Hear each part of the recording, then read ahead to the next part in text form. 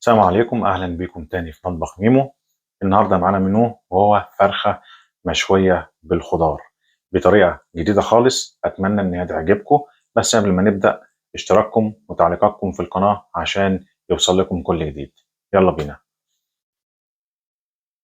طيب، احنا معانا فرخه حوالي كيلو، وشويه خضار، شويه بصل على شويه بطاطس على جزر على قرنين فلفل وشويه سمنه مسيحينهم. هنعمل بقى في شويه السمنه دول هننزل بشويه توم بودره اهو، شوية كزبرة ناشفة، شوية ملح،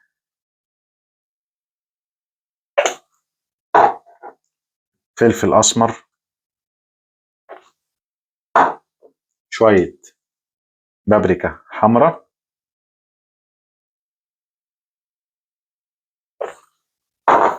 وشوية زعتر. وهنقلب ده كله ببعضه. طيب حبايبي، زي ما انتم شايفين كده قلبنا كل التوابل اللي معانا ديت في السمنة. هنجيب الفرخة. أهم حاجة إن احنا نتبل الفرخة من جوه بالمعلقة كده، ونخش تحت الجلد بتاع الفرخة كده أهو، ونمشي جواها كده بين الوراك والصدور أهو. تمام كده. ونقوم جايين برضه من هنا كده جوه الفرخه. لازم نتبل الفرخه كويس قوي اهو. وبعد كده نقوم جايين من بره اهو. طيب، بعد ما تبلنا الفرخه من جوه ومن بره زي ما انتم شايفين كده، بنقوم جايين بصينيه زي دي كده زي ما انتم شايفين، وجواها قاعده زي ديت. ماشي، هنفترض طيب ما عندناش الامكانيات ديت، بنعمل ايه؟ بنجيب صينيه مدوره من عندنا عادي، وبنجيب اللي هي ازازه الكنز بتاعت الحاجه الساقعه، ها، وبنقوم جايين مدخلين الفرخه فيها كده اهو، موقفينها كده. ماشي. زي ما قلنا لو ما عندناش الامكانيات ديت، ها، بنجيب صينيه مدوره من عندنا وازازه كنز من بتاعت الحاجه الساقعه، موقفينها في قلب الصينيه ومدخلين فيها الفرخايه بالطريقه ديت، وبنقوم جايين بالخضار نازلين فيه كده حوالين الفرخه بالطريقه دي.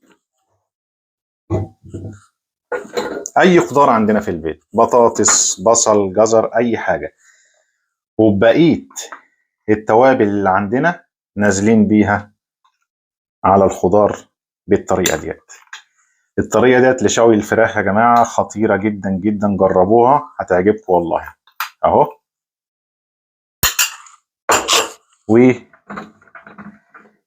وخلطين التوابل مع الخضار بنفس الطريقه ديت كده.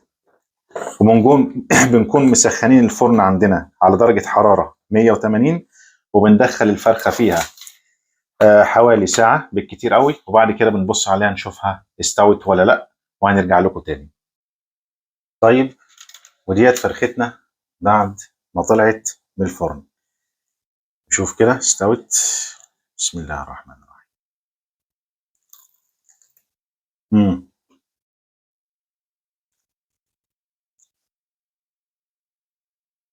رهيبه.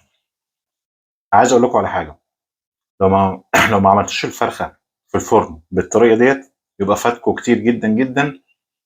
وصدقوني احلى من اللي بيجيبوها من بره، مع احترامي الكامل للمحلات اللي بتعمل فراخ مشويه. روعه.